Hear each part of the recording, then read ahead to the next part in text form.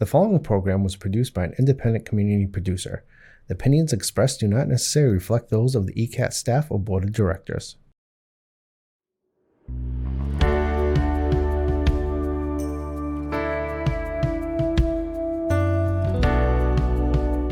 Giving a voice to the voiceless, pulling stories out of the shadows and putting them under the spotlight, making sure that each person is valued and cared for. This is Humanity First with Peter Evers, presented by Bamsi.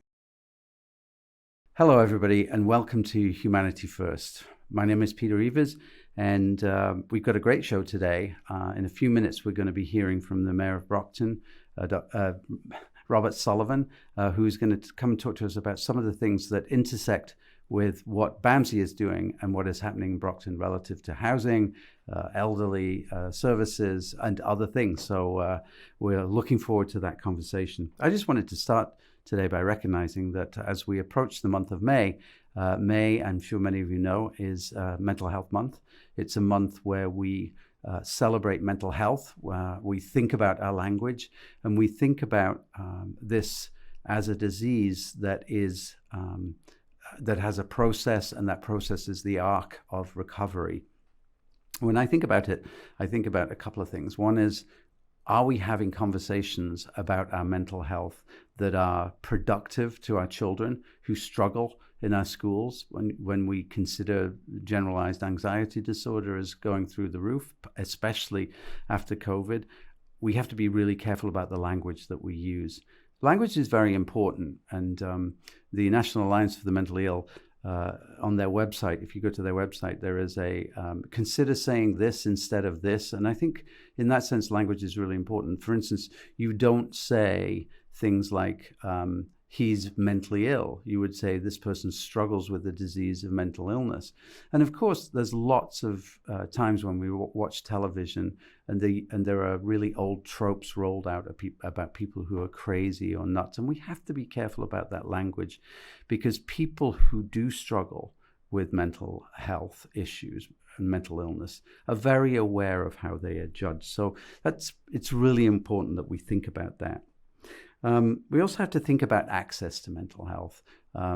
There was a parity law that was passed about 10, 15 years ago that said that if health services and insurances offered health services, they had to offer them equally with parity across the board. That has not happened in our society. And that's reflected in the pay of people who provide mental health services as opposed to all other health services. And that, of course, means that we have a shortage of individuals who are providing that service. That's a real shame, because we're in our society, we're recognizing that mental illness isn't the purview of a small amount of the population. 1 in 4 kids struggle with anxiety and depression in our society. That's 25%. It's a huge number.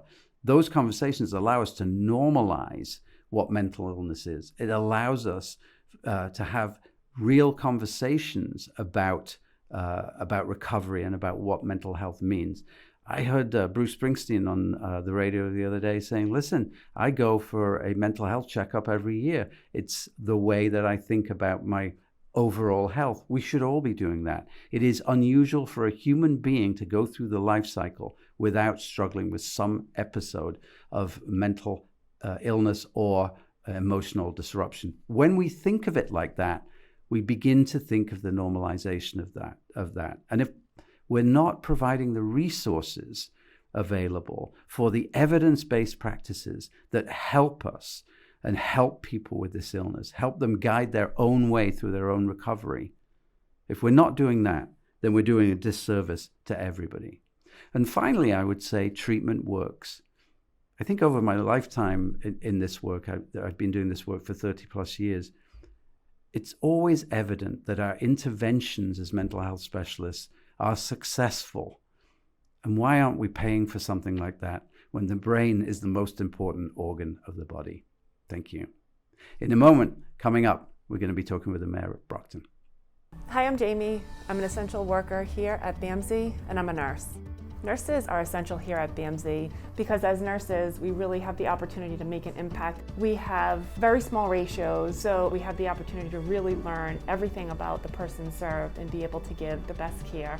It really serves such a great purpose for me as being a nurse and really why I came into nursing. Learn more about nursing opportunities at bamsijobs.org. Giving a voice to the voiceless, pulling stories out of the shadows and putting them under the spotlight, making sure that each person is valued and cared for. This is Humanity First with Peter Evers, presented by Bamsi. Hello, everybody, and welcome to another edition of Humanity First. My name is Peter Evers, and I have the pleasure of being the CEO of Bamsi. And I also have today the pleasure of a very special guest, Mayor Robert Sullivan, Mayor of Brockton. Hello, how are you? Peter, thank you so much for having me on today. I truly appreciate it. Well, we're really pleased that you've come in to chat a little bit about issues that are going on in Brockton. And of course, Bamsi is an agency that has a number of different locations, but its heart is buried very deeply in the history of Brockton. So really appreciate you coming in. And for people that don't know you, and that's probably hardly anybody, you've been the mayor since 2019. And before that, we're on the city council and we're also the city council president before that. And maybe people don't know this about you, but you're a soccer coach as well. Is that right? You know, I have 3 children, so my job is mayor, but really my responsibility is to be a husband and a dad. So I do coach. I'm not the best coach, but I coach soccer, baseball, and basketball for my kids. Yeah, I do. Yeah, very much involved in the kids and the community, of course.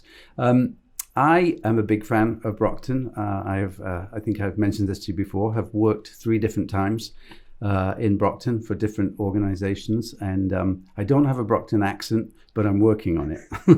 It takes a little time, but you'll get there, Peter. Yeah. But you know, the beginning of your term as mayor, I was just thinking about this morning when I was thinking about what we were going to talk about.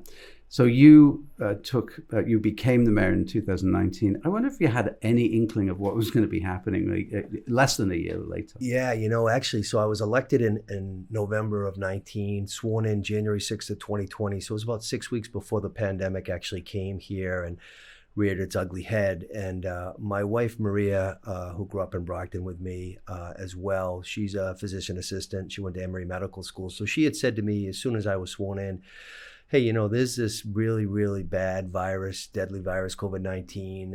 It's in Italy right now. It was in China. It hasn't hit the States yet. It's probably going to hit the West Coast first. And so what I did do, you know, I might not be the smartest guy, but I noticed around myself with really intelligent people. I actually had a roundtable with all the medical providers at City Hall, of course, Brockton Hospital, Signature Healthcare, Good Samaritan Medical Center, the VA, Brockton Neighborhood Health Center.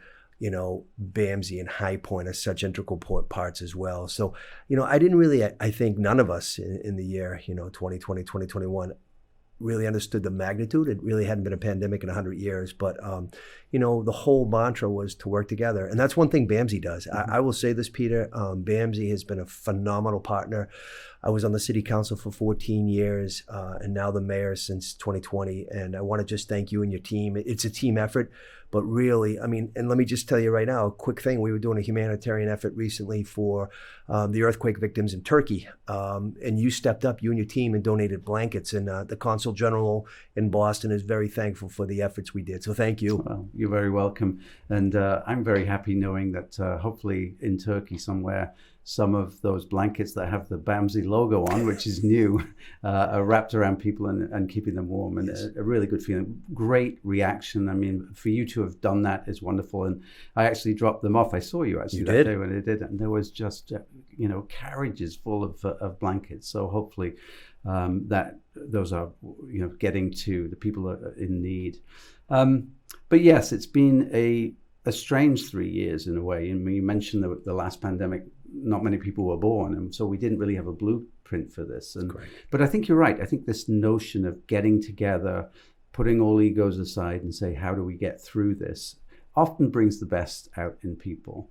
And, you know, I think about Brockton and, you know, I've worked in and around since 1990, and a lot has changed in those years. And sometimes people have a negative view of Brockton, which annoys me greatly because they don't know the city. And there's been a lot of doom and gloom, I suppose, over the last 3 years. And let's face it, things have been really rough for so many people, not only in our country, but in the world. But it's not all doom and gloom, is it? I mean, there's some really amazing things happening in Brockton at the moment. There really is. And, I'm a lifelong Brocktonian. I went to Brockton High School, went on to Boston College, have a law degree from New England School of Law, went back to BC to get my MBA, and Brockton's home. And, I'm fortunate to have both my parents still with me in Brockton, and my in-laws, Tony and Lorraine Louisi, is still in Brockton. And all of them were educators. My dad was a teacher at Brockton High, and Brockton is a special place. And there's a lot of people that live in the town of Easton now that have Brockton connections, Brockton roots, and a lot of my friends from high school live in Easton. What's good for Brockton, 106,000, the only city in Plymouth County, is good for all the neighboring communities. And my whole vision was to make Brockton a much more welcoming, inclusive city, right? It's a city of immigrants, always has been. My own grandparents came from my dad's, my paternal grandparents came from Ireland to work in the shoe factories. And now we just have a different wave of wonderful people that are here to make a difference in the lives of the next generation. So, as mayor, one of my roles, number one, is to make sure we have a thriving economy. The pandemic has killed 536 of our residents in the city of Brockton. We have changed, all of us, financially, physically, emotionally, mentally. We really are. But what I did do in Brockton, I did not pause construction during COVID. And every Sunday night, I would do a Zoom with Mayor Marty Walsh in Boston, Mayor Kim Driscoll, who now is Lieutenant Governor. She was the mayor of Salem. Probably about 8 mayors. And I was the rookie, right? I was the new kid on the block. And a lot of people stopped construction. And I said, we can't in Brockton. We can do it in a healthy way, social distance, 6 feet, all that stuff. But if we pause construction, we'll be about 10 years in the wrong direction. So there's more cranes, more development in Brockton than ever before. Really because of transit-oriented development. We have the 3 train stops. You jump on the train, you get in the South Station in 35 minutes, jump in the car and drive to Providence in 30 minutes. So, geographically we're doing well, but, we're not a wealthy community on a financial ledger. What we're wealthy in, what our wealth is, our value is the people of Brockton, the people that live there and work there. And, I'm excited to continue to move forward. We have to move the city together. We're better together. Yeah. What's always struck me about Brockton is this gateway, this notion of it being a gateway. And America's vibrancy comes from new Americans, right? And of course, old Americans as well. But when you think about the responsibility of a city like Brockton as a gateway city, there are not too many places where people who have very little, and you think about refugees, and you think about the waves of them that have come, I think back to sort of the Russian Jewish and the Bosnians in the 90s, and the folks from Africa. They don't come with much. They come with trauma oftentimes. Right. And it is a responsibility for a city like Brockton to say, this is one of not so many places where people can make a home, where people can settle, put down roots and become part of a incredibly diverse community. And that is challenged, isn't it, as we hear good news as well. I mean, this Sunday, the Boston Globe ran an article, which was very nice, and it said the top places to live in the southeast of Massachusetts. Guess what was number one? Well, it was Brockton. Median price, house price is about $460,000. Does that worry you a little bit about affordability for people in terms of housing? I'd have to say it does not, and I'll tell you why. Most of our development right now is based on Chapter 40R, which is smart growth zoning. It's just a mechanism under Massachusetts general law. And there's a requirement for a developer to use 40R, 20%, at least 20%, no less than, but you could always go more, has to be affordable. So the $30 million investment downtown, which was Trinity Financial, that was the first investment right near W.B. Mason's corporate office. Yeah. Again, 20%, I think it's 25% actually is affordable.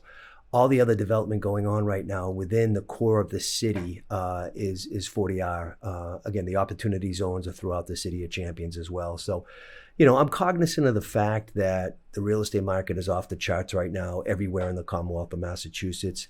I'm also cognizant of the fact that we have one of the best public educations in the Commonwealth, right? Brockton High is still the largest public high school east of the Mississippi. But I also understand that people are hurting financially. They are. I mean, that's as a result of COVID. So, we need to provide the tools and the recipe for success. And so as mayor, one of my jobs is to continue to collaborate with all the different partnerships.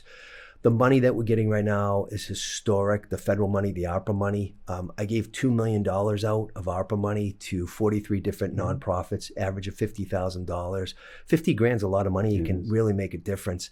But I also know that, we're investing $7 million in our war memorial building because none of us would be doing what we're doing without the sacrifice of the veterans. And we're thankful every day. But also our senior citizens. Our Council on Aging, which is downtown near the old Colony YMCA on Main Street, $4.5 million renovation there as well. So, to take care of our seniors, take care of our veterans.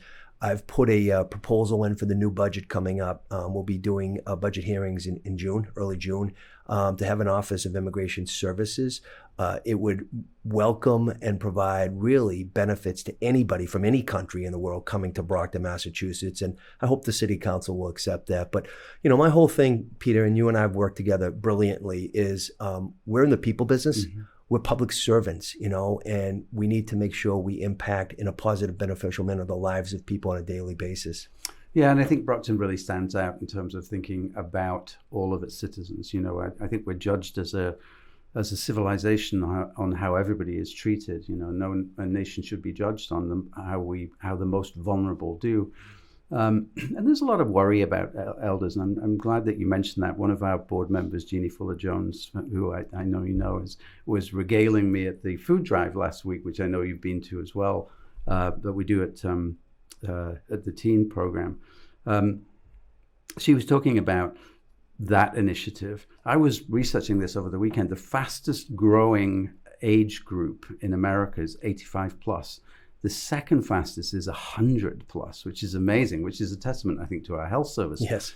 But it does make us think about the changing perspectives and priorities that organizations like Bamsi and cities like Brockton, remembering, that many cities don't pay attention to this, and I'm not going to name any, but, to have an actual public health policy that takes into account what we are going to do to support individuals. And I don't know too many elders that don't want to age in place at the home, but some of them can't. So building that community with a thoughtful nod to where people want to be, I think, is incredibly important. And you should be very proud of that. I'm very proud to be associated with Brockton with that kind of thought process for vulnerable populations. And elders, of course, are not the only vulnerable population. And we've talked about Helpline before, which is one of the programs that Bamsi has. And it's a very small program that has been small for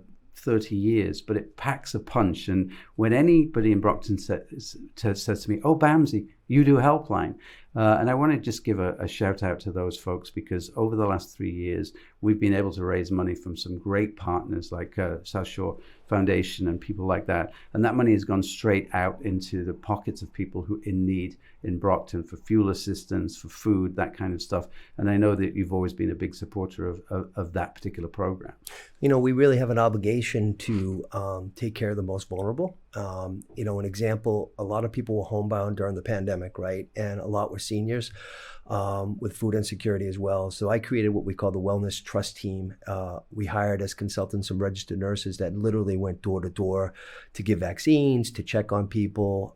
And I know Bamsi, again, I was in Washington, D.C. last week, so I couldn't be there for the food drive. But, at the end of the day, we truly need to continue to stay the course, right, with a viewpoint on treating people with respect and dignity, offering them the services that they need. It really is a difficult proposition when someone is so desperate that they need to ask for food, but we are more than willing to work with anybody to help them, right?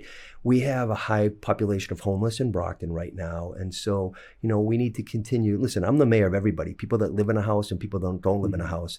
And as a human being, my whole view is let's make sure we make a difference while we're here. I won't be mayor forever, but I think I'll be judged on what was the impact under the Sullivan administration.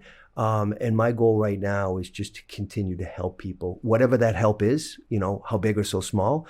But at the end of the day, we are going to continue to stay the course to help folks. We have to. I think that's what connects you to people. When I've seen you speak, when I know that what your priorities are, and not everybody agrees with that, right?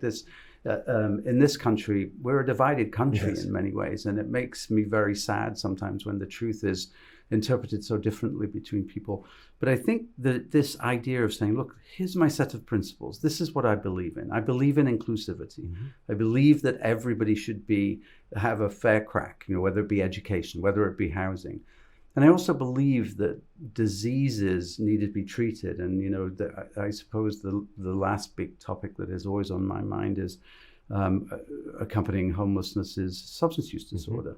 Brockton is not immune from that. And I know that you're doing a lot in terms of addressing this illness, which is a worldwide condition. I would say it's an epidemic. Bamsi is doing a lot of that work as well in terms of harm reduction. We're a strong believer in harm reduction. I know that you've been really supportive with us getting into the Plymouth area. Yes. We opened our COPE program last year, making a big difference.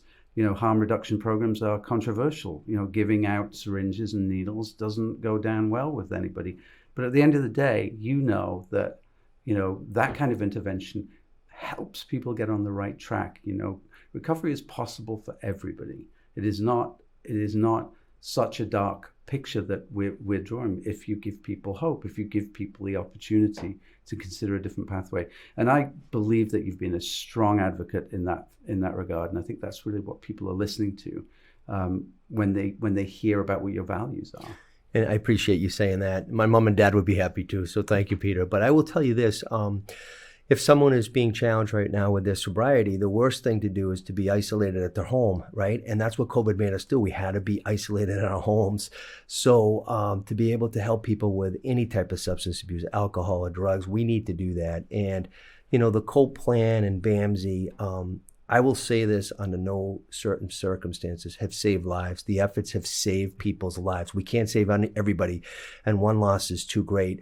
But if we continue to provide services in a compassionate wraparound approach as well, I think that we will have more lives saved than those lost. But again, we have to continue to work together on it. It's all through collaboration. It absolutely is. And the more we have these conversations, the more we normalize the notion of recovery and the fact that this is a disease, the better. Mayor Sullivan, thank you so much for coming in today. Really enjoyed it. Peter, it's been my pleasure. And again, I just want to thank you. And it's not you alone, it's your team at Bamsi. And please, on behalf of the entire city of Brockton, thank them for me because they do yeoman's work. They do. Thank you so much. Thanks.